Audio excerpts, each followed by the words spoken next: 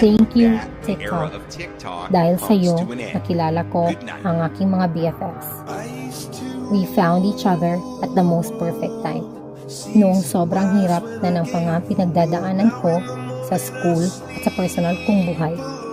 They made my life more colorful and meaningful every single day, and for that, I'll forever be grateful.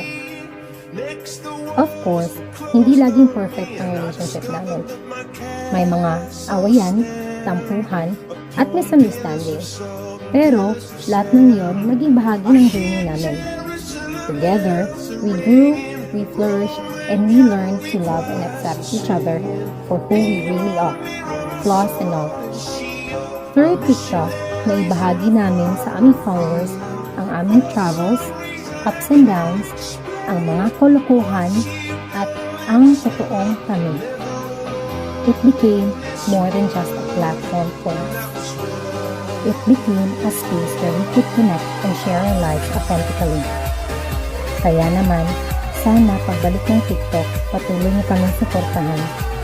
We're excited to continue this journey with all of you, sharing more adventures, more growth, and more authentic moments. TikTok has given us a chance to inspire and be inspired, and we promise to keep growing and flourishing on this platform together. Maraming salamat sa pagmamahal at suporta. This is just the beginning. Thank you everyone from Pop Girls.